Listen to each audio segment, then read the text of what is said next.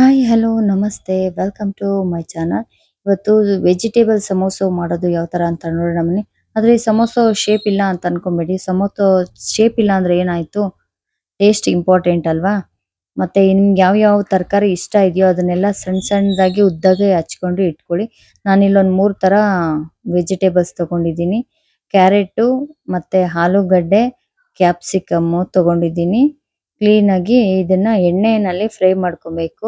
ಮತ್ತೆ ಆನಿಯನ್, ಕೊತ್ತಂಬರಿ ಸೊಪ್ಪು ಎಲ್ಲಾನು ಹಾಕೊಂಡು ಕ್ಲೀನ್ ಆಗಿ ಬಾಣಲಿನಲ್ಲಿ ಒಂದ್ 2-3 ಸ್ಪೂನ್ ಎಣ್ಣೆ ಹಾಕೊಂಡು ಕ್ಲೀನ್ ಆಗಿ ಫ್ರೈ ಮಾಡ್ಕೊಬೇಕು. ಮತ್ತೆ ಅದಕ್ಕೆ ರುಚಿಗೆ ತಕ್ಕಷ್ಟು ಉಪ್ಪನ್ನ ಹಾಕೊಬೇಕು. ನೀವು ಇಲ್ಲಿ ಎಷ್ಟು ಬೇಕೋ ಅಷ್ಟು ಹಾಕೊಳ್ಳಿ, ಜಾಸ್ತಿ ಹಾಕೊಳ್ಳೋಕೆ ಹೋಗ್ಬೇಡಿ, ಚೆನ್ನಾಗಿರೋದಿಲ್ಲ. ಕ್ಲೀನ್ ಆಗಿ ಫ್ರೈ ಮಾಡ್ಕೊಬೇಕು. ಮತ್ತೆ ಒಂದೆರಡು ನಿಮಿಷ ಮುಚ್ಚಳ ಮುಚ್ಚಿ ಬೇಯಿಸ್ಕೊಳ್ಳೋಣ ಹಬೆಲೇನೆ.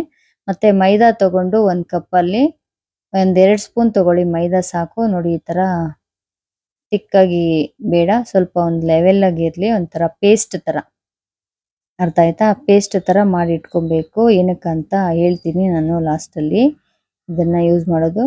ಮತ್ತೆ ಶುಂಠಿ ಬೆಳ್ಳುಳ್ಳಿ ಪೇಸ್ಟ್ ಹಾಕೊಂತ ಇದೀನಿ. ಒಂದ್ ಸ್ವಲ್ಪ ಅದು ಬಾಡದಾದ್ಮೇಲೆ ಅದ್ರಲ್ಲಿರೋ ನೀರಿನ ಅಂಶ ಎಲ್ಲ ಬಿಡುತ್ತಲ್ವಾ, ಆಗ ಶುಂಠಿ ಬೆಳ್ಳುಳ್ಳಿ ಪೇಸ್ಟ್ ಹಾಕೊಳ್ಳೋಣ. ಹಾಕೊಂಡು ಕ್ಲೀನ್ ಆಗಿ ಮಿಕ್ಸ್ ಮಾಡಬೇಕು. ಎಲ್ಲ ಸ್ಪ್ರೆಡ್ ಆಗೋ ತರ ಶುಂಠಿ ಬೆಳ್ಳುಳ್ಳಿ ಪೇಸ್ಟ್ 2 ನಿಮಿಷ ಅದೇ ತರನೇ ಕ್ಲೀನ್ ಆಗಿ ಫ್ರೈ ಮಾಡ್ಕೊಳ್ಳೋಣ. ಈ ತರಕಾರಿ ಸ್ವಲ್ಪ ಚೆನ್ನಾಗಿ ಒಂದ್ ಮುಕ್ಕಾಲ್ ಭಾಗ ಬೆಂದಿದ್ರೆ ಸಾಕು, ಪೂರ್ತಿ ಬೇಯ್ಬೇಕಂತೇನಿಲ್ಲ. ಒಂದ್ ಮುಕ್ಕಾಲ್ ಭಾಗ. ನಾನಿಲ್ಲಿ ಬರೀ 3 ತರ ತರಕಾರಿ ತಗೊಂಡಿದ್ದೀನಿ. ನೀವು ಎಷ್ಟು ತರಕಾರಿ ಬೇಕಾದ್ರೂ ತಗೊಬಹುದು. ಸೋಯಾ ಸಾಸು ಒಂದ್ ಸ್ವಲ್ಪ ಹಾಕೊಂಡಿದ್ದೀನಿ, 1 ಸ್ಪೂನು.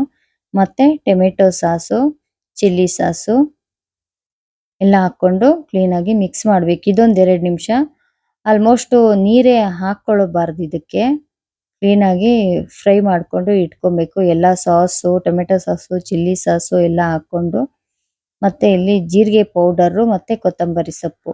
ಇಲ್ಲಿ ಸಮೋಸ ಮಾಡೋದು ಶೇಪರ್ ಸಿಗುತ್ತೆ ನಿಮ್ಗೆ ಅಂಗಡಿನಲ್ಲಿ ಬೇಕಾದ್ರೆ.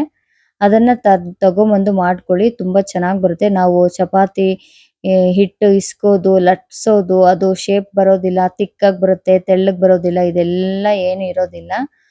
ಅದ್ರ ಮೇಲೆ ಹಾಕೊಂಡು ತರಕಾರಿ ಬೇಯಿಸಿರ್ತೀವಲ್ಲ ನಾವು, ಆ ತರಕಾರಿನ ಹಾಕೊಂಡು ಕ್ಲೀನ್ ಆಗಿ ನೋಡಿ ಈ ತರ ರೋಲ್ ಮಾಡ್ಕೊಂಬಂದ್ರೆ ಮುಗೀತು.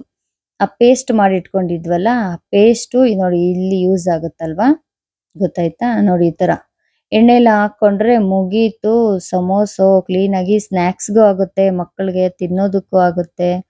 ಸ್ನಾಕ್ಸ್ ಟೈಮಲ್ಲಿ ಮತ್ತೆ ಸ್ಕೂಲ್ಗೆ ಸ್ನಾಕ್ಸ್ ಏನಾದ್ರು ಎತ್ ಕಳಿಸ್ಬೇಕಂದ್ರೆ ತುಂಬಾನೇ ಚೆನ್ನಾಗಿ ಬರುತ್ತೆ ನೋಡಿ.